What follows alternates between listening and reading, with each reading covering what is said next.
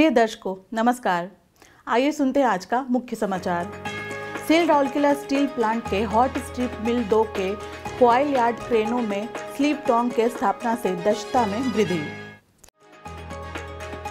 Cell Rourkela steel plant में राष्ट्रीय सद्भावना अभियान सप्ताह 2023 के उपलक्ष्य में कार्यक्रमों की श्रृंखला आयोजित। और सेल आरएसपी द्वारा आयोजित उड़ीसा राज्य ओपन और जूनियर अंडर 13 शतरंज चैंपियनशिप 2023 का उद्घाटन। अब समाचार विस्तार से।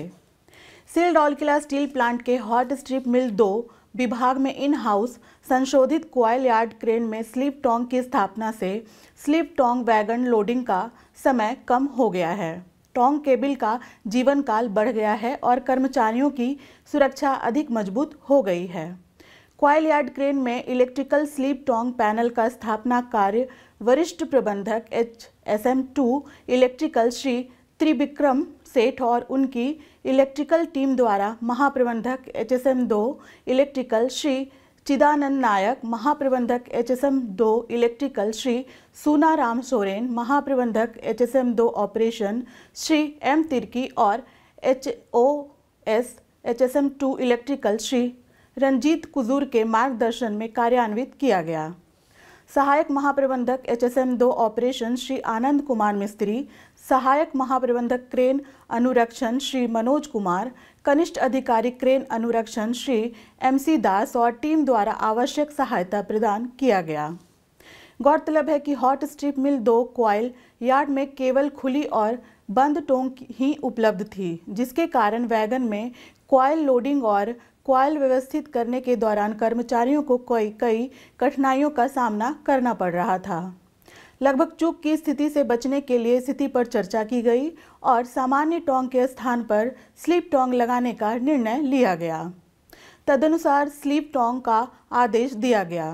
क्रेन को संगत बनाने के लिए क्रेन 15, 16, 17 और 18 में नई slip Tong electrical circuit panel को संशोधित किया गया।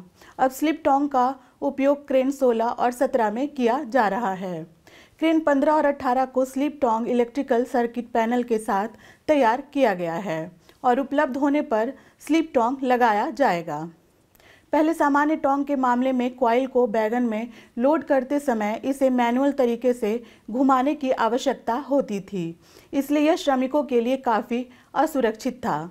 इसके अलावा घूमते समय केबलों के अनुचित घुमाव के कारण केबलें बार बार क्षतिग्रस्त होती थी। स्लिप टोंग के चालू होने से इन सभी कमियों को दूर कर लिया गया है, जिससे कंपनी को काफ़ी बचत होगी। सेल राउरकेला स्टील प्लांट 19 से 25 नवंबर 2023 तक राष्ट्रीय सद्भावना अभियान सप्ताह 2023 के पालन में देश के बाकी हिस्सों के साथ शामिल हुआ है। इस अवसर के उपलक्ष्य में विभिन्न स्थानों पर विभिन्न कार्यक्रम आयोजित किए गए। संयंत्र के विभिन्न कार्यालयों और इकाइयों में संकल्प ग्रहण समारोह आयोजित किए गए, जहां अधिकारियों और कर्मचारियों ने राष्ट्रीय एकता की शपथ ली। आरएसपी के विभिन्न स्कूलों के विद्यार्थियों ने 24 नवंबर को प्रभात फेरी रैलियों में उत्साहपूर्वक भाग लिया। रैलियों का उद्देश्य जागरूकता बढ़ाना और एकता, शांति और भाईचारे को बढ़ावा देना था। इस्पात इंग्लिश मीडियम स्कूल सेक्टर 20, इस्पात विद्या मंदिर सेक्टर 19 और दीपिका इस्पात शिक्षा सदन सेक्टर 18 के विद्यार्थियों ने रैलियों में सक्रिय रूप से भाग लिया, जो अपने अपने स्कूलों से शुरू हुई और तख्तियों और बैनर लेकर काफ़ी दूरी तय की। प्रभात फेरी रैलियों का संचालन विद्यालयों के प्रधानाध्यापकों और शिक्षकों द्वारा किया गया। उल्लेखनीय है कि सप्ताह भर चलने वाली राष्ट्रीय सद्भावना अभियान सप्ताह 2023 का नेतृत्व भारत सरकार के गृह मंत्रालय के अधीन एक स्वायत्त संगठन national foundation for communal harmony द्वारा किया जा रहा है। सप्ताह भर चलने वाले इस उत्सव का उद्देश्य राष्ट्रीय एकता, सांप्रदायिक सद्भाव और भारत की समृद्ध सांस्कृतिक विरासत पर गर्व की भावना को मजबूत करना है। सेल राउरकेला स्टील प्लांट के क्रीड़ा इकाई द्वारा आयोजित उड़ीसा राज्य ओपन और जूनियर अंडर 13 शतरंज चैंपियनशिप 2023 का उद्घाटन बीजू पटनायक हॉकी स्टेडियम में 24 नवंबर 2023 को निर्देशक प्रभारी राउरकेला स्टील प्लांट और बोकारो स्टील प्लांट के अतिरिक्त प्रभारी श्री अतुनु भौमिक द्वारा किया गया। चैंपियनशिप का आयोजन ऑल उड़ीसा शतरंज एसोसिएशन के तत्वाधान में किया जा रहा है।